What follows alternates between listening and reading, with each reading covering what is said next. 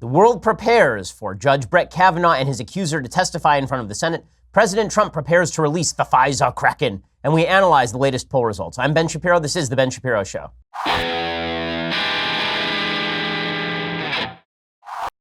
Oh man, I didn't even mention that Stormy Daniels has now described the president as junk. So we have to get to that also today because, I mean, come on, how could we ignore that? On Erev Yom Kippur, the day of repentance, we have to get in a little bit of last-minute frippery before we actually start the repentance that is happening tonight. Also, I do want to let you know, just right up front, that we do have a special that is beginning on Fox News this coming Sunday, the Ben Shapiro election special. So that is coming the next 4 weeks on Fox. We're really excited to bring you that. It should be a lot of fun. We're going to have special guests. We're going to be analyzing the news. We're going to be going through the polls. It's going to be just great. It's 8 p.m. on Sundays. So go check that out on Sunday. That will be our first episode. Very pumped up about that. Before we get to any of the other news, let me mention to you that there's no reason for you to continue to rack up enormous sums of credit card debt. Instead, with Lending Club, you can consolidate your debt or pay off credit cards with one fixed monthly payment. Since 2007, Lending Club has helped millions of people regain control of their finances with affordable fixed-rate personal loans. No trips to a bank, no high-interest credit cards. Just go to lendingclub.com. Tell them about yourself, how much you want to borrow. Pick the terms that are right for you. If you're approved, your loan is automatically deposited into your bank account in as little as a few days. Lending Club is the #1 peer-to-peer lending platform. Over $35 billion in loans issued. Just check it out at lendingclub.com/Ben. You can check your rate in minutes. You can borrow up to 40 grand. That's lendingclub.com/Ben. Lendingclub.com/Ben. All loans made by WebBank, member FDIC, equal housing lender. Go check them out right now because, again, there's no reason for you to rack up enormous credit card charges. If you don't pay off your credit card bill, that sucker can grow really fast on you. Why wouldn't you just consolidate your debt? Go check it out at lendingclub.com/Ben. Again, that's lendingclub.com/Ben to check your rate in just minutes. Alrighty, so the world waits aghast as we find out more about the accusations against Judge Brett Kavanaugh. Brett Kavanaugh, of course, President Trump's pick to replace Justice Anthony Kennedy on the Supreme Court. And he was considered the establishment pick, let us recall. I had serious questions about Judge Brett Kavanaugh on policy grounds, but there seemed to be no real question about him on character grounds. This is a Catholic father of multiple girls. This is a guy who had been very active in his community. This is somebody who coached his girls' basketball team. And now there's an accuser who has come forward. Her name is Christine Ford, and she has come forward and she suggests that back when Brett Kavanaugh was 17 years old and she was 15 years old at an unspecified party, at an unspecified date, at an unspecified location, he lay on top of her, tried to rip off her bathing suit, covered her mouth with his hand in an attempt to stifle her screams, and then somehow she escaped. And that's the accusation.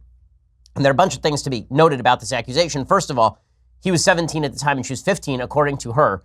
This is why it's good to go to juvenile court when stuff like this happens, because for a lot of juvenile crimes, the records on this sort of thing would be sealed, right? I mean, we have a general presumption with regard to teenagers that teenagers are to be granted a little bit more leeway. Now, listen, I'm not somebody who actually likes that argument a whole heck of a lot, depending on the nature and severity of the crime.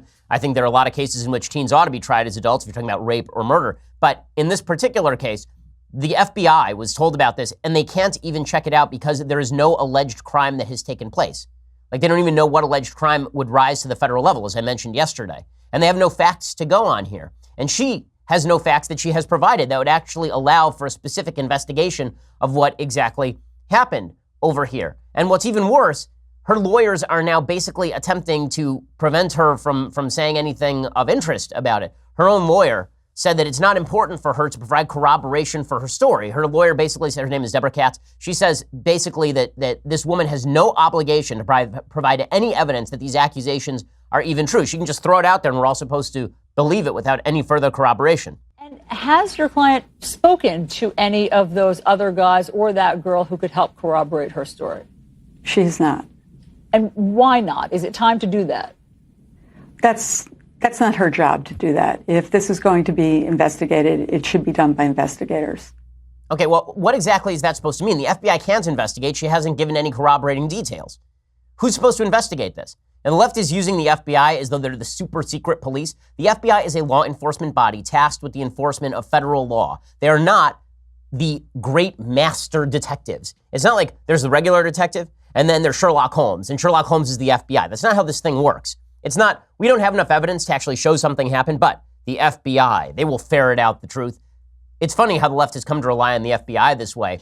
as opposed to, actually holding hearings on this issue. So yesterday, Senator Chuck Grassley invited the alleged victim, Christine Blasey Ford, invited her to speak in front of the Senate committee, and supposedly she accepted. According to CNN, the Republican leader of the Senate Judiciary Committee said on Monday he would convene remarkable new public hearings in a week's time after sexual assault allegations emerged against Supreme Court nominee Brett Kavanaugh. Both Kavanaugh and the woman who has accused him of physical and sexual assault, Christine Blasey Ford, will testify before the panel, setting up a blockbuster event that could decide Kavanaugh's fate. The announcement, made under pressure from lawmakers to fully examine the new claims, will delay what had been a glide path toward confirmation for President Trump's nominee. The political stakes for the White House and members of Congress are enormous as the Me Too movement galvanizes women ahead of key congressional elections in November. Now, make no mistake, the only thing the left wants out of this is a withdrawn Kavanaugh nomination in the hopes that somehow, for some desperate reason, Democrats will take the Senate in November, and by the time Trump can nominate somebody else and go through the process, it will be a Democratic Senate that can reject the nominee. That's the actual plan here. It has nothing to do with Brett Kavanaugh. It has nothing to do with the seriousness of the charges. The Democrats are not treating the charges seriously. Dianne Feinstein, who originally received these in July. She did nothing for 8 weeks. For 8 weeks, she did nothing. Nothing. She didn't tell her Senate Democratic colleagues. She didn't tell the rest of the Senate. She didn't ask any questions of Kavanaugh in writing or in person. She didn't have a phone call with Kavanaugh. She didn't talk to the lady, presumably. Right? All that happened is that she received this letter, she sat on it, and then just before the confirmation, she decided to release it in a last-ditch attempt to hold off the hearings as long as possible so that this would stretch beyond the next election cycle. That's all that is happening right here. And how do we know that? Because now it is obvious that the Democrats are simply using delay tactics. So the Senate Democrats, the Judiciary Committee Democrats, put out a statement yesterday, and they said this: with only a few hours' notice and over the objections of Ranking Member Feinstein, Judiciary Committee Republicans scheduled a staff-level phone call with Brett Kavanaugh concerning allegations he sexually assaulted a young woman. In view of the enormity and seriousness of these allegations, a staff-only phone call behind closed doors is unacceptable, and Democratic staff will not participate. This isn't how things should be done, and is in complete violation of how this committee has worked in the past. The FBI has the resources and know-how to conduct an objective, independent evaluation of these sensitive allegations with appropriately trained investigators. This isn't just about an interview. It's about analyzing information and gathering the facts. That's what the FBI does, and that's why they're in charge of the background review process. Except that the FBI has already kicked this to the White House. They said, we have no basis for investigation here. What the hell are you talking about? So Democrats are throwing this to the FBI so that they can avoid actually going forward with a hearing that might clear this up. Their entire goal is to smear Brett Kavanaugh. Whether this woman is telling the truth or not, that is not relevant to the Democrats. The Democrats in the Senate Judiciary Committee are obviously engaged in political brinksmanship here. This has nothing to do with guilt or innocence. It has nothing to do with the truth of the charges. It's one of the most scurrilous political attacks I've ever seen, whether she's telling the truth or not, because Democrats don't actually want to get at the truth. That's what's obvious from this procedural maneuvering. They're not doing this because they want to know what actually happened. They're not doing this because they think Brett Kavanaugh ought to be kicked off because they believe the charges. They're doing this because they want a delay so that they can stop whoever Trump nominates. That's all this is. This isn't about Kavanaugh versus Christine Blasey Ford. This is about Roe v. Wade. This is about Democrats want to uphold what they believe to be a left majority on the Supreme Court. Now, the irony is that Kavanaugh probably wouldn't vote to overturn Roe v. Wade in the first place. But that doesn't actually matter. For Democrats, it is important they stop whatever this nomination is. The Democrats continue. They say, if that review is closed, we call on the FBI to reopen it and properly investigate this new important information. Like, based on what? Again, based on what? If you're the FBI, how do you possibly look at charges that are so unspecific? We don't know date. We don't know time. We don't know location. We don't know in maybe year. Or I mean, I guess that the accusation is summer of 1982. Summer of 1982 in an unspecified place. What is the FBI supposed to do with that? Use a time machine? This isn't Minority Report. Okay, Tom Cruise isn't in the back room with a bunch of weird goo people trying to figure out what's going to happen in the future and prevent future crime. Okay, that's not how this works. But of course, the Democrats know that. This is all a cynical ploy. I do love how Democrats are playing all of this. They say that she is absolutely believable. What makes her absolutely believable? That it's useful. Like Barbara Boxer, who is just an idiot, former senator from the state of California. She was on MSNBC. She was the stupidest woman in the United States Senate. She's no longer there. Now it's Feinstein and Kamala Harris. Feinstein is smart. Kamala Harris is not. Barbara Boxer says, we should believe this woman. Why should we believe this woman? Well, because we should believe this woman. But why, you ask? Well, because we should. Here's Barbara Boxer explaining. This woman is to be believed. Anna Eshoo is one of the most incredible people I know in this world. She has a heart of gold and she's sharp. She knows after sitting with that woman, you can believe Anna Eshoo and you can believe Dr. Ford. This was attempted rape. And this is a woman who exhibits, Dr. Ford, courage, but the classic signs of post-traumatic stress. What in the world? Again, where's the evidence that this is true? Well, the evidence is that she wants it to be true. And we've seen this on both sides of the aisle, right? We've seen that there are folks on the right who are like, oh, well, I don't believe the Roy Moore allegations. Why don't you believe multiple women, something like 8 women, who testified he used to hit on 14-year-old girls? Well, because I don't believe them. But why? Well, because in this particular case, I don't know who to believe, right? I don't know who to believe. I think there are holes in her story that need to be filled. I think that the Democrats are playing politics with this. But Democrats are all fired sure that this woman's allegations are real. Why? Well, because it's politically convenient. Here's Chuck Schumer. I think the allegations of Professor Ford are extremely credible. Yeah. She took a lie detector test. She talked to this to her therapist. They were having family counseling in part because of what happened to her 5 years ago and told all the details. And third, to come out and say something like this puts you and your family through incredible scrutiny. Yes. People throw brickbats at you and everything else. She didn't do it on a whim. I don't think she did it for political reasons. So she has a great deal of credibility. Okay, this argument that a woman has a great deal of credibility because she has a lot to lose coming forward. Who has more to lose, Christine Blasey Ford or Judge Brett Kavanaugh, who's not only going to lose his career, but also a slot in the Supreme Court? And if we're going to talk about people who have something to lose and who are risking a lot here, it's Kavanaugh, not Christine Blasey Ford, who's being held up as a heroine for all of this. Now, I'm not saying emotionally it's not difficult for her to come forward. And again, I'm going to say it for the 1,000th time. It's quite possible she's telling the truth, but I don't know, and you don't know, and nobody knows, because the only people in that room, even allegedly, were Brett Kavanaugh and Mark Judge, both of whom deny, and this woman. Brett Kavanaugh, by the way, says he wasn't even at a party. Right? He says he wasn't even at that party. And the left says, well, how does he know which party she's talking about unless he knows the party? Well, maybe he wasn't at a party. It's a pretty blanket claim. It should be easy to debunk if the Democrats think they can debunk it. So why can't they debunk it?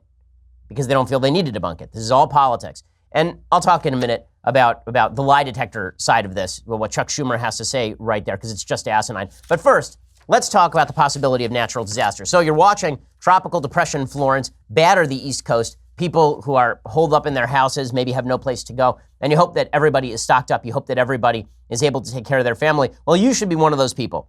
And when there is some sort of disaster, no power, refrigeration failing, stores closed, this is when it would be good to have some emergency food on hand. I trust My Patriot Supply for dependable food storage, and you should as well. Every person in your household should have at least a 2-week emergency food supply from My Patriot Supply. This week, they're offering a special price of only $75 for a food kit that contains 92 servings of breakfasts, lunches, and dinners. Call 888-803-1413 or go to my special website, preparewithben.com. The food lasts up to 25 years in storage, only $75. That includes a rugged tote. Order now, 888-803-1413 or preparewithben.com. Again, that's 888-803-1413 or preparewithben.com. Go check it out right now. You should be prepared in case of emergency. Your family should be prepared. The government tells you ought to be prepared. So you should go check it out right now and make sure that you are, in case, God forbid, you're going to need to use it. 888-803-1413, preparewithben.com.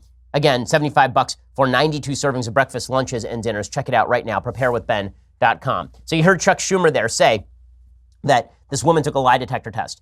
Who cares? Lie detectors are inadmissible in court. They do not actually prove whether someone is lying or not. According to Live Science, a polygraph is not a lie detector, and it never was. A polygraph detects physiological expressions associated with lying in some people, such as a racing heart and sweaty fingers. The determination of truth versus falsehood is a subjective interpretation by the polygraph examiner. So when people say that they took a polygraph, that doesn't mean anything. It legitimately means nothing. It's not even admissible in court. And this is now proof that she is absolutely telling the truth. By the way, she could be telling the truth about what she thinks she believes. People actually, over time, people have memories of events that are not necessarily the most accurate, but you start to believe that that was your memory of the event because memories change over time. I'm not even accusing this woman of bad faith. All I'm saying is that if there's no corroborative evidence, there is no way to suggest that she is more believable than Brett Kavanaugh. So President Trump responds to these accusations. Here's what President Trump has to say. Judge Kavanaugh is one of the finest people that I've ever known. He's an outstanding judge, respected by everybody. never had even a little blemish on his record. The FBI has, I think, gone through a process 6 times with him over the years where he went to higher and higher positions. He is somebody very special. Okay, this is just, it is cynical garbage. And how can you tell that it's cynical garbage the way the Democrats are playing this? Again, not the accusation, the way the Democrats are playing it. How can you tell it's cynical garbage? Listen to Donna Brazile. Donna Brazile was the head of the DNC briefly before it turned out that she was feeding debate questions, allegedly, to Hillary Clinton against Bernie Sanders, and then she was ousted. Well, she's still a respected figure in Democratic circles for some odd reason. But here's Donna Brazile explain. This, in a nutshell, is why Democrats are doing this. Democrats are doing this as a delay tactic. They are obvious about it. They are not hiding the ball. Here is Donna Brazile explaining. Does that sound right to you, about a 1 in 3 chance of winning the Senate? Absolutely. Look, at the beginning of this cycle, we thought that the Republicans would take 60 seats in the Senate. But Democrats are doing well in states that Donald Trump won in 2016. Joe Manchin is doing very well. So, yes, we're confident, not overconfident, but confident that we can run the tables in the Senate. That's what this is about. Delay it until they run the table in the Senate, then they have a majority, then they can reject Brett Kavanaugh or anyone else Trump nominates and keep the Supreme Court seat open until after 2020, claiming that Trump is under FBI investigation, which he is not, and therefore that President Trump has no ability to appoint a Supreme Court justice. Now, listen, the Republicans know what's going on here, right? Mitch McConnell knows what's going on here. So the Senate Majority Leader, he says, listen, it's obvious what's happening here. Democrats waited until the 11th hour to dump this allegation, specifically in an attempt to scuttle Kavanaugh. This is not about getting to the truth in any real way. Yet chose to keep secret until the 11th hour. Neither she nor any of her Democratic colleagues chose to raise this allegation during the committee staff's bipartisan background calls with the nominee. Okay, all of this is true, what he is saying, and it is absurd the lengths to which the left is going on this. When I say it's absurd, I mean legitimately absurd. So now they have people like Julia Louis-Dreyfus signing letters in support of the accuser. What the hell does the Veep star have to do with anything? The answer is nothing. The answer is nothing. She signed a letter signed by 200 women from this woman's high school who say, quote, "We believe Dr. Blasey Ford and are grateful that she came forward to tell her story." So the hell what? My gardener signed a letter in favor of Judge Brett Kavanaugh. Ooh, my pool guy signed a letter in favor of Judge Brett Kavanaugh. Like, what in the world does Julia Louis-Dreyfus have to do with any of this? Was she present at the party? Nope. Did she know Brett Kavanaugh? Nope. She once went to a high school that this woman also at one point attended. Wow. Ooh. I went to Walter Reed Junior Middle School. Okay, if I went to Walter Reed and somebody else went to Walter Reed, well, that means that if I sign a letter having to do with that person, even if they graduated 20 years before I went there, that means I have additional credibility on what they did in a bedroom that I haven't heard of 36 years beforehand, maybe before I was born. I should do that. I went to Harvard Law School. Anytime anything happens that is scandalous about a Harvard Law alum, and it happened before I was born, it happened like 1955, I should sign a letter saying, I don't believe this man is an alum of their law school. This is the length to which the left is going. And it's so absurd that it actually undercuts this woman. It hurts the Me Too movement. The Me Too movement was all about the believability and credibility of women. The idea was if a woman says something, we should initially give it credibility, and then we should go examine the evidence to try and confirm the story. But we shouldn't dismiss her story out of hand, as many people are sometimes wont to do. That was the case of the Me Too movement. Instead, Democrats, by cynically using an accusation that has no corroborating evidence to this point, none. Okay, the first time this was ever reported to anyone who is not her husband in 2002 was 2012, 30 years after the event. Instead of actually holding all of our accusations and accusers to the same standard of evidence, now the Democrats are cynically playing politics. It is obvious that they just want to believe what they want to believe here. The best example that I can spot is from Anna Marie Cox, who was on MSNBC last night. Again, the fact that anyone takes Anna Marie Cox seriously is beyond me, but she was on MSNBC last night on Lawrence O'Donnell's show, and she explains it doesn't matter whether Kavanaugh is guilty or innocent. The only thing that matters is whether in the hearings he's nice to the woman. I legitimately cannot make up what she's about to say. Here's what she says. a parallel here is that we need to judge Brett Kavanaugh not just on what he may or may not have done, but how he treats a woman's pain. And that is something I'm going to be paying attention to on Monday. Now, I'll give you a spoiler alert. I don't think Brett Kavanaugh takes women's pain very seriously, and I know that because of the decisions he's made as a judge. But I think that to have that unfold on national television live will be quite instructive. Okay. I don't flip people off on this show, but you have no idea how tempted I am to throw up a double bird at that one. I mean, that is just disgusting. That's disgusting. So if a woman accuses me, like Ben Shapiro, the woman accuses me of rape, and I say she's totally full of crap, this is made up for political purposes, then Anna Marie Cox's question is going to be, do I treat her pain with respect? I'm falsely alleged to have committed rape or attempted rape, and I'm supposed to treat that woman's accusations with her pain with respect? That's how you're going to judge it? And you're going to prejudge how I treat that woman based on the fact that I have ruled in the past in ways you don't like on judicial cases? And then you have the gall to say this isn't a political maneuver? This isn't a political hit job? Again, they're undermining this woman. When this first came out, I said this woman is not uncredible. I said it yesterday on the show.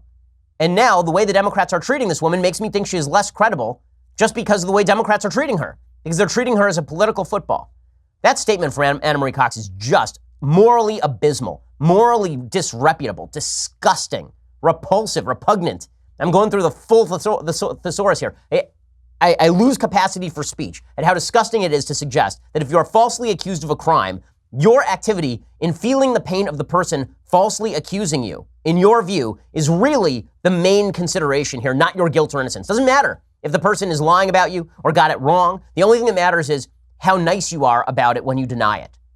My God, these people, she has no shame. Have these people no sense of decency or shame? Just unbelievably absurd. Unbelievably absurd. Okay, in just a second, I'm going to get to some more response by Democrats to all this. Plus, we'll take a look at the polls. And President Trump says that he is going to declassify a lot of the Russiagate materials. So we'll get to all of that and the Emmy. So we have a lot coming up still on the show. But first, I want to talk to you about boosting your energy level and boosting your cognition. We live in a fast-paced, multitasking world that demands quick thinking. You want to be razor sharp, on top of your game all the time. And this is why you ought to be checking out Omax Cognitive Boost. It's a game-changing solution. It fuels peak performance. It boosts memory, focus, energy, all-around crystal clear thinking. Folks in the office have taken it. They've told me that this really does work for them. Omax is offering my listeners 70% off a 1-month supply of Cognitive Boost, plus free shipping and that 60-day money-back guarantee. Go to omaxboost.com/Shapiro today. Take advantage of the savings. That is omaxboost.com/Shapiro for 70% off a 1-month supply. Cognitive Boost directly impacts physical and mental performance, strength, agility, you'll feel more awake, basically. So if you're ready to optimize your mind and body's fullest potential, then go check it out, Omax Cognitive Boost, omaxboost.com/Shapiro today. Get 70% off a 1-month supply, plus free shipping and a 60-day money-back guarantee. That's omaxboost.com/Shapiro to get a 70% off a 1-month supply, free shipping, 60-day money-back guarantee. So if you don't like it, you're not going to lose any money on it. omaxboost.com/Shapiro. Terms and conditions do apply. All right, so it's not just Anna Marie Cox saying something just morally excruciatingly disgusting there. It's also Matthew Dowd. So Matthew Dowd is the supposed conservative analyst on ABC Political News. He's on their Sunday shows a lot. And Matthew Dowd tweeted out this regarding the Brett Kavanaugh accusations. And this is why you wonder why the Me Too movement is breaking down.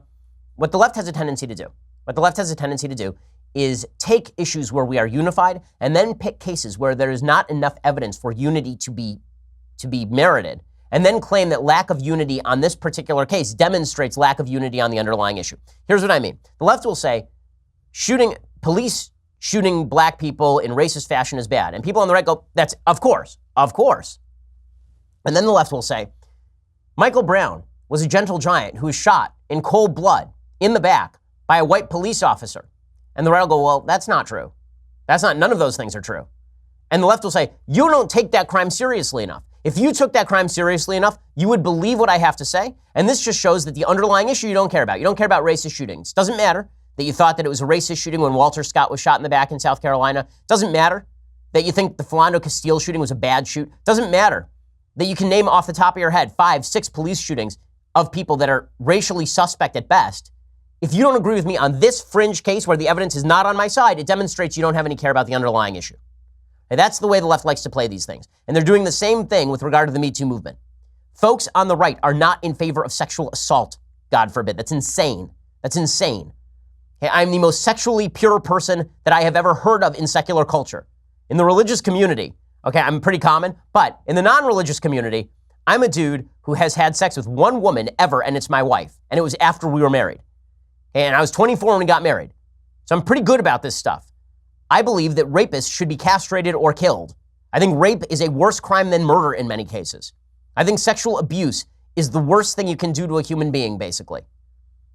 And the implication is if I have questions about this woman's account because there's not enough evidence to verify it, that this means I don't care about sexual assault. That's how the Me Too movement falls apart. That's how you take an issue where 90% of Americans agree and turn it into an issue where 55% of Americans agree. And the left likes to do this. The left wants to do this.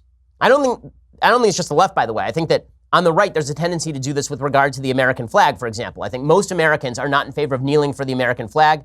President Trump, by injecting himself into the American flag kneeling situation, he may be technically right, but he's also allowing a polarization around a specific issue that's not good for the country. The left does this on far less of an evidentiary basis than Trump does about kneeling for the flag. The left picks cases like this Christine Ford case, where all we're saying is, can we see some more evidence? And they say, well, if you don't just believe the woman, it's because you don't care about sexual assault. If you don't just see and believe, hear and believe, then that means you don't care enough about women. Matthew Dowd plays this game. He says it was despicable and outrageous what happened to Anita Hill more than 25 years ago, and a sexual predator was given a lifetime seat on the Supreme Court. By the way, never been proved that Clarence Thomas is a sexual predator. I mentioned yesterday there are a lot of holes in Anita Hill's story. There are a lot of holes at the time in Anita Hill's story. She originally wanted to be anonymous before she came forward. Once she came forward, there are a bunch of problems with her story, including the witnesses she talked to, including the fact that she called Clarence Thomas many, many times over many years after the supposed incident. Matthew Dowd doesn't care. He just labels Clarence Thomas a sexual predator. He said, let's hope history doesn't repeat itself in 2018. This is the supposed conservative at ABC. And then he continues, and he says, I don't know if the allegations against Kavanaugh are true. But keep in mind, every high-profile man accused of sexual abuse denies it and has released a list of women saying they are a good guy, and each one turned out to be an abuser. So let me get this straight. If you don't deny it, and you don't provide a list of character witnesses, you're guilty. If you do deny it, and you provide a list of character witnesses, you're guilty. This is the Monty Python witch test. If we throw her in the water and she's heavier than a duck, and she floats, and she must be a witch. Right? This isn't. How can you have any semblance of justice under these conditions? How can you have any semblance of sanity or certitude or decency under these conditions? And then Matthew Dowd continues. He says, enough with the he said, she said storyline. If this is he said, she said, then let's believe the she in these scenarios. Why? Why? Like, really, why? Without any corroborative evidence? Are women inherently more believable? I don't understand the logic here. I thought that the basis of feminism is that men and women are to be treated exactly the same way. If that's the case, then why should we believe the woman over the man if he denies and she says it happened and there's no corroborative evidence? Like, I'm more than willing to believe her story if she can even provide any corroborative evidence, but you're providing none and then saying we should just believe the story. And he says, this is one of their favorite things, she has nothing to gain and everything to lose. Really? She has nothing to gain? What's that book deal going to be like at the end of this story? What's the TV deal going to be like at the end of this story? Anita Hill had everything to gain. Anita Hill is a famous human. She had an HBO full-on movie made about her and Clarence Thomas because supposedly he once said something about a pubic hair on a Coke can. Hey, this woman may be telling the truth for the 1001st time during this program. She may be telling the truth, but it is not true to suggest that she has nothing to gain and everything to lose. Matthew Dowd says, for 250 years, we have believed the he in these scenarios. Enough is enough. Really? I didn't always believe the he in these scenarios. Like, I think that Bill Clinton probably raped Juanita Broderick. I'm not believing the he in these scenarios. I think that Roy Moore was preying on girls. Like, I think that Donald Trump has abused women. Like, where is he getting this? And the answer is he's getting this from nowhere. He's just looking for any sort of slim reed to hang his hat on here. This is gross stuff. And again, all of this has to do with electoral politics. Right now, Republicans are having a tough time in the election polls. The election polls show right now that Democrats have the upper hand in Arizona and Tennessee in the Senate races. Kyrsten Sinema, who is a real radical in Arizona, now has a slight lead over Martha McSally in the latest CNN poll. It shows that she is beating her by 7 points, 50% to 43%. In Tennessee, there's a candidate named Phil Bredesen, who is the former governor, and he holds a 5-point edge over Marsha Blackburn, 50% to 45% among likely voters there. Some of this has to do with the president of the United States. And the fact is that Bob Corker would still be running in Tennessee if Donald Trump hadn't basically destroyed him.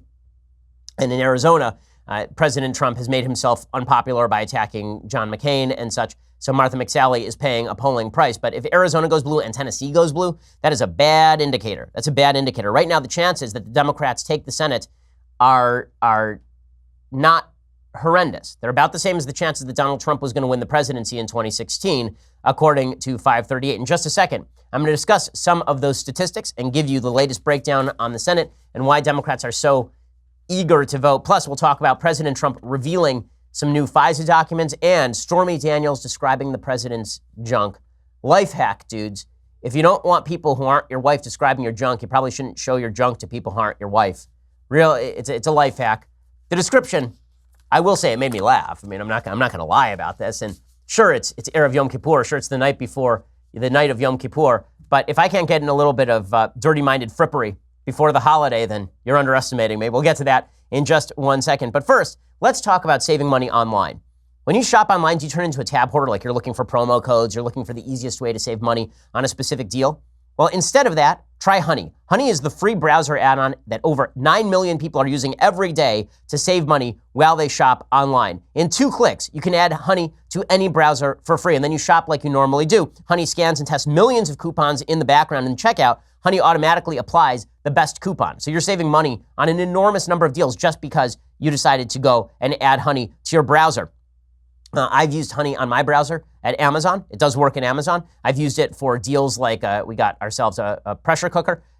It's great. I mean, you can save money just by using Honey. There's no reason not to add it because it doesn't cost you anything. It's free. It takes 2 clicks to install. It will save you tons of money. Get Honey for free at joinhoney.com/Ben. Again, that's joinhoney.com/Ben to start saving with Honey today. JOIN honey.com/Ben. Check it out right now and start saving money. There's no reason for you to miss out. Also, before we get to the rest of the news, and there's plenty of it to come, you're going to have to go and subscribe. So go subscribe over at dailywire.com. $9.99 a month gets you a subscription to dailywire.com. When you do, you get the rest of this show live. You get the rest of Andrew Klavan's show live, the rest of Michael Knowles' awful show live. All of those things live. Plus, today at 6:30 p.m. Eastern, 3:30 p.m. Pacific, do not miss our next episode of Daily Wire Backstage with God King Jeremy Boring, me, Andrew Klavan, Michael Knowles, because that's still a thing we do around here, and Alicia Krause. We'll be joined by special guest Glenn Beck to talk about his new book, Addicted to Outrage, which I have read and is terrific. We'll be taking questions, but only from our Daily Wire subscribers, so make sure to become one today. If you want to ask Glenn a question, ask me a question, ask Jeremy a question. If for some odd reason you want to ask Knowles a question because you're high or something, you can do all that when you go and subscribe. Again, today, 6:30 p.m. Eastern, 3:30 p.m. Pacific. Join us for Daily Wire Backstage with special guest Glenn Beck. Become a subscriber to ask us your questions right now. Also, for $99 a year, you get all those things, plus the Daily Wire hot or leftist tears hot or cold tumbler. I mean, look at this thing. So much better than any mug. Any mug. Plus, I'm wearing pants. Go check it out right now. The leftist tears hot or cold tumbler. And you get that for $99 a year. You will indeed enjoy it. So go check us out. Plus, we have another Sunday special coming up this Sunday. We are just a content machine around here. We have a Sunday special coming up next Sunday with a special guest whom I shall not reveal to you at this point in time. You're going to have to wait and suffer in silence. But you can actually be subscribed by going to YouTube or iTunes, and then you'll get it on Sunday. Go check it out. We are the largest, fastest growing conservative podcast in the nation.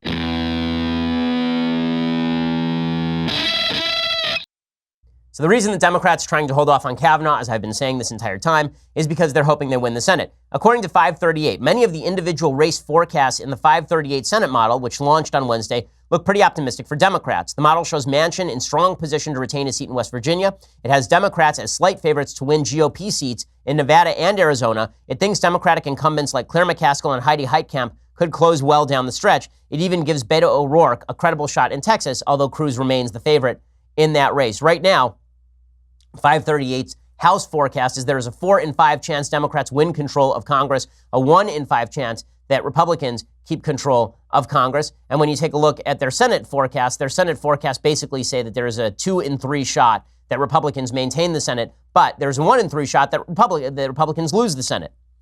But 538 says the Senate model basically suggests Republicans have between a 2 in 3 and a 7 in 10 chance to hold the Senate, depending on which version of their model they're looking at. That's because the Senate map is really, really bad for Democrats. It's about as unfavorable a map as any party has faced in the Senate ever. Democrats have 26 seats up for election in November. Republicans have just 9. 10 of those 26 seats are in states Trump won in 2016, including 5 states where he won overwhelmingly.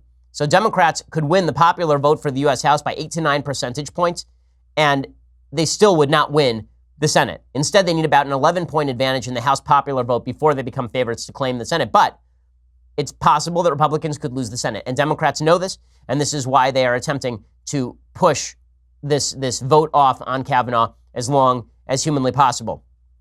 So the tailwind could be strong enough to carry them.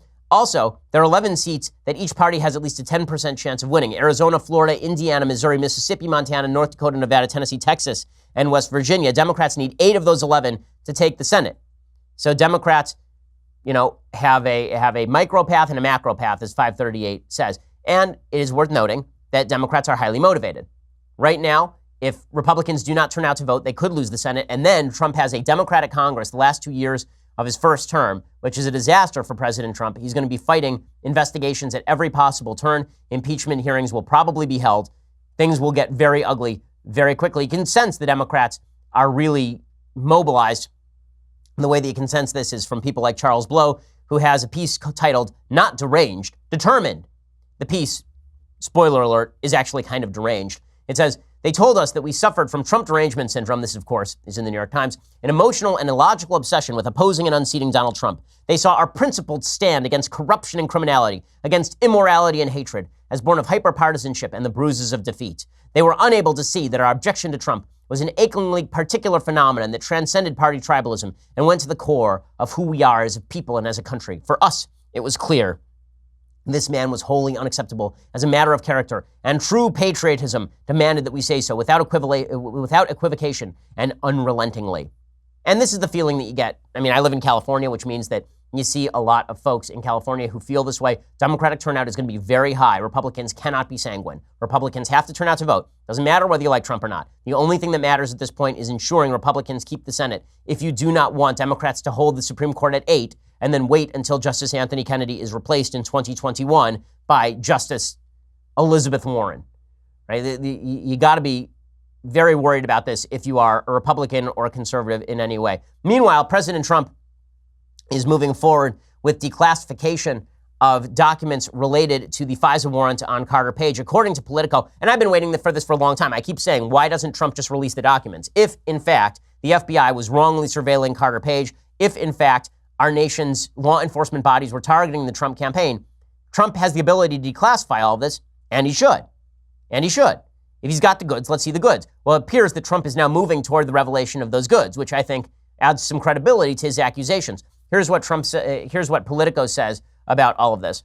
President Trump moved on Monday to immediately release a tranche of former FBI Director James Comey's text messages and declassify 20 pages of a surveillance application that targeted former campaign advisor Carter Page, Trump's latest offensive against a Russia investigation that has ensnared associates and has consumed his attention for much of his presidency. The breadth of the order came as a surprise and landed amid a full-court White House effort to shore up the Supreme Court nomination of Judge Brett Kavanaugh. Trump demanded the FBI produce 20 pages of the surveillance application, which Republicans on Capitol Hill have suggested would help show anti-Trump bias at the highest levels of the FBI.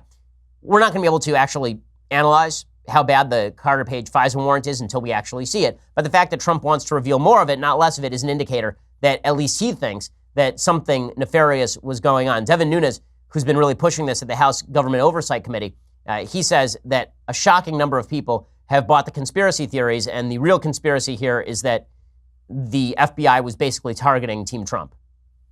But you are slowly starting to see this collapse in on them, even though the mainstream media is not covering this because they seem so focused on drinking the Russian Kool-Aid on terms of who's getting indicted by the special counsel, and instead focus on, look, was there any collusion between the Trump campaign and Russia, which the answer is no. So we'll see what's in the documents. And this is another case where I'm going to do the unpopular thing and say, I'm going to wait to see the actual documents before I jump to the FBI was targeting Trump. But the fact that Trump wants to release more, not less, is an indicator that at least he thinks he has some of the goods.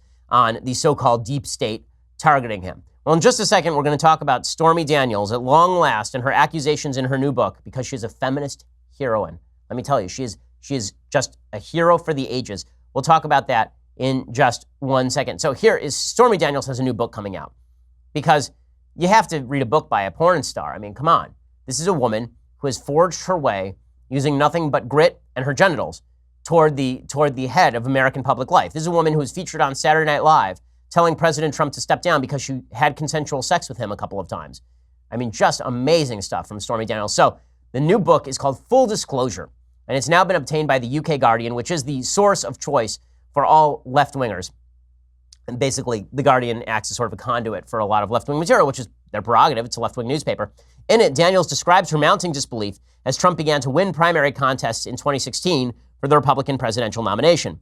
Former castmates whom she had not heard from in years, but who had heard her story about sleeping with Trump in 2006, would call her up to marvel at the news.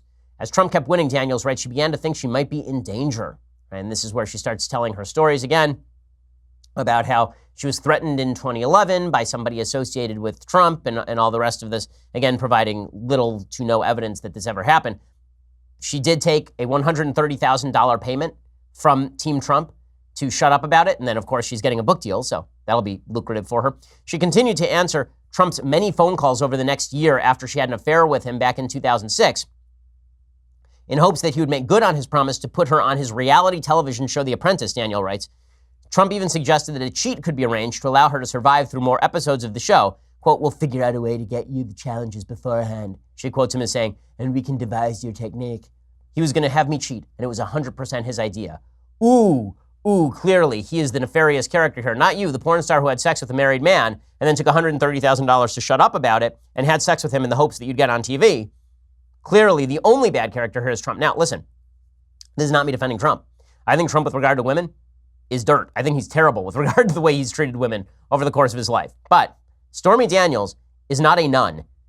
Okay? Stormy Daniels is not the paragon of female virtue. She's not even the paragon of honesty. Come on. And this is ridiculous. Trump has denied any... I love this. She says, whenever she saw Trump on television for years afterward, Daniels writes, an internal monologue would play out. I had sex with that. I'd say to myself, but you did. Right, this was you. You're not a victim, lady. I mean, you decided you were going to have sex with a married man because you don't care about sex that much and because you thought that it would be worthwhile to get on The Apprentice. And then there's the part of the book that everybody cares deeply about. This is her first sexual encounter with Donald Trump. Trump's bodyguard invites Daniels to dinner, which turns out to be an invitation to Trump's penthouse, she writes, in a description of alleged events that Daniels has disclosed previously, but which in the book are rendered with new and lurid detail. She describes Trump's genitals, his penis, as, quote, smaller than average, but not freakishly small. I'm so glad we're doing this. Daniels writes, he knows he has an unusual penis. It has a huge mushroom head like a toadstool. All right. And she says, I lay there annoyed that I was getting bleeped by a guy with Yeti pubes and a bleep like a mushroom character in Mario Kart. It may have been the least impressive sex I'd ever had, but clearly he didn't share that opinion. Yeah, so now it's just she's trolling for Trump to respond to all of this. And, you know, I wouldn't be surprised if Trump does respond to all of this. He just has to decide whether he looks more like Yoshi or baby Luigi down there. Like, I don't understand. Legitimately, like this is where we are. And I look forward to the point when we can be asked about all this on stage. We now have 2 presidents in my lifetime who've had their penises described in national publications. Right? We now know what Bill Clinton's penis looked like according to Paula Jones. And we now know what Donald Trump's penis looks like according to Stormy Daniels. And all I can say is that it might be worthwhile for guys to keep it in their pants. How about we start with that? Life hack. Keep your junk in your pants if you don't want people describing that junk publicly. I do love, though, that Stormy Daniels is playing this as though she was some sort of victim. She went there and she says, you know, Donald promised me that I'd be on The Apprentice. And Trump was probably like, right, The Apprentice, that's what I call my little guy. I want to put you on The Apprentice. It's all so salacious and gross, but this is our politics. This is the game we have chosen. This is the politics we have chosen. This is the business we have chosen. Good times. Good times. Okay, time for some things I like and then some things that I hate. And things I hate will be combined with deconstructing the culture today. So, things I like. On a much more serious note, tonight is Yom Kippur. So after all of that hilarity, I'm going to have to do a bit of atonement this evening and tomorrow. And I'm going to go from actually the most ridiculous stuff to the most serious stuff that ever happened. There's a book that I read over Rosh Hashanah, which is a history of the Warsaw Ghetto Uprising. Man, how I switch gears on this one is beyond me. But the book is called Resistance by Israel Gutman, who is the head of the Yad Vashem museum dedicated to the Warsaw Ghetto Uprising, at least part of it. And the book is sort of a comprehensive look at what happened during the Warsaw Ghetto Uprising of 1943, one of the great kind of heroic Jewish stories of all time. The Nazis had shipped off, the Warsaw Ghetto was in and of itself an enormous human rights violation. Basically, 400,000 Jews were shipped into an area 1 mile square. They were put 9 to a room. They were allotted 143 calories a person by the Nazis. The Nazis basically wanted to starve them to death. And then when the final solution was decided upon, they started shipping all of these folks to Auschwitz. After the first shipment to Auschwitz, a group of Jews, knowing they were going to die anyway, formed a resistance with pretty much no arms, and they proceeded to hold off the Germans for weeks on end, all the way from April 19th, 1943 into mid-May. They held off the German army. It's a pretty amazing story.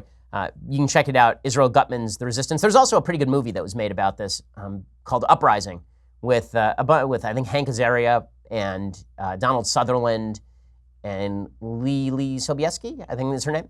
Lila Sobieski, the actress. She's quite good. It's a good movie, so check that out as well. Israel Gutman's Resistance. Okay, time for some things that I hate. So one of the things that's very difficult about the internet is that so many memes go around and you're never sure what's real or not. So there's a meme that was going around of Anderson Cooper standing in really deep water while his producer stood above him with a camera.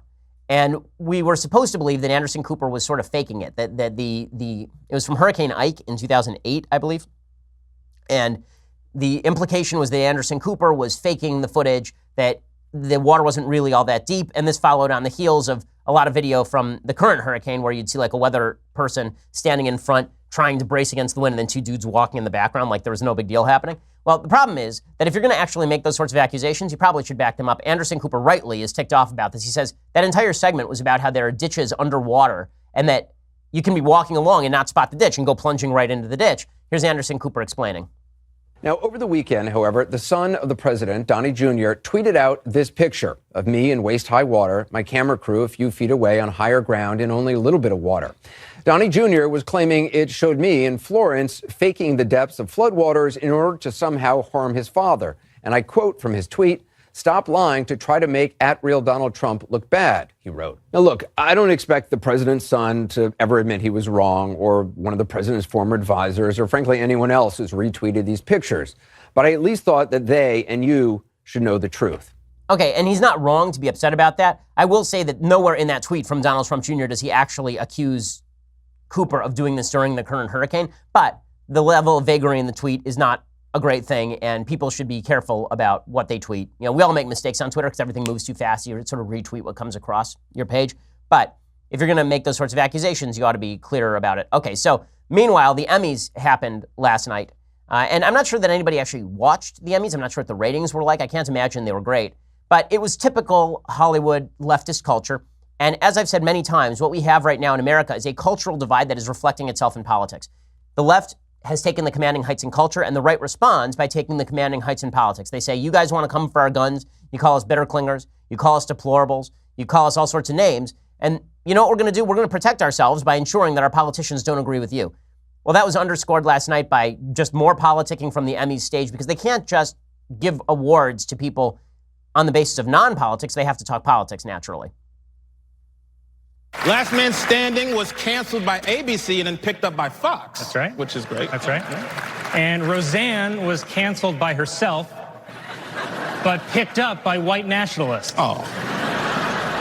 You know, I heard Roseanne is actually moving to Israel. Wow. I mean, damn. How messed up is your life when you have to go to the Middle East just to get peace of mind?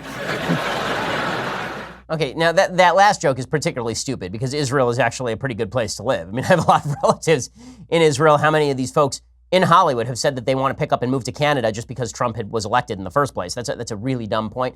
Also, ripping on Roseanne is sort of like your chief rip. that she was picked up by white nationalists. Meanwhile, half the people in the audience are engaged in sins various and sundry, is a little bit absurd. But that wasn't the extent of it. The red carpet was replete with people in Hollywood virtue signaling for the SJW crowd. I am wearing Nike to applaud them for supporting Colin Kaepernick and his protest against racial injustice and police brutality. These are not dark times. These are awakening times. And we all have to wake up. If you could say something to Colin right now, what would it be? Thank you, Colin. Thank you for all that you do. Thank you for being brave. Thank you for being courageous. Thank you for taking a knee. Thank you for making millions of dollars from a massive multinational corporation that uses cheap labor from abroad just so that people can posture on red carpets.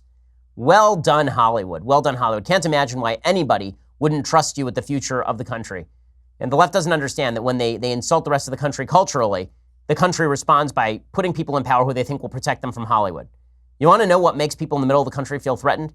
The idea that folks on the Emmy stage will one day be in the halls of power again governing them. That's what scares people in the middle of the country, and rightly so. Okay, final thing that I hate. So Thandie Newton was also at the Emmys, and she had to drop this line. It is very important to virtue signal about feminism and atheism at the same time from the stage. So Thandie Newton won an award for Westworld. She is quite good in Westworld. She's a terrific actress. But here's what she had to say after winning. Thandie Newton.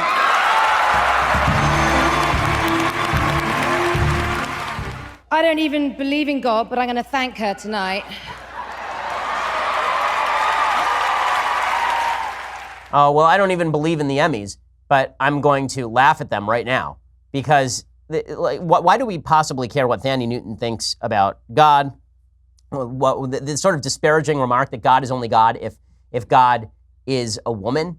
We did this with Ariana Grande, who did a song the same way, and it was God is a woman, but God was apparently a very highly sexualized woman performing for the pleasure of men. So that was weird. But again, this sort of cultural sneering is not going to be to Hollywood's benefit, and I think that they haven't paid the price for it yet, but they will at some point in the future. Speaking of which, Sir Paul McCartney has a new song ripping President Trump as well. His new song talks about how terrible President Trump is. The song is called Despite Repeated Warnings, and it contains this jab against President Trump. What can we do? What can we do? What can we do to stop this foolish plan going through? What can we do? What can we do? This man is bound to lose his ship and his crew. So I think the Beatles are the most overrated band in history, but this is much worse than the Beatles. Okay, Paul McCartney on his own is much worse than the Beatles. It's just a bad song. And also this kind of blunderbuss approach, this man is bound to lose his ship and his crew. Self-righteousness from people who can't read music is always weird to me. Like just the musical self-righteousness of these folks. Again, there are lots of reasons to criticize President Trump, but our cultural betters informing us why President Trump ought not be trusted on politics when I'll assume Paul McCartney knows about music somewhat, but I'm not going to assume he knows much about politics just because he writes songs like that. I'm not sure from that song he knows much about music because the song sucks. Okay, well, we will be back here, not tomorrow, because tomorrow is Yom Kippur. We will be back here on Thursday with all of the latest. I'm Ben Shapiro. This is The Ben Shapiro Show.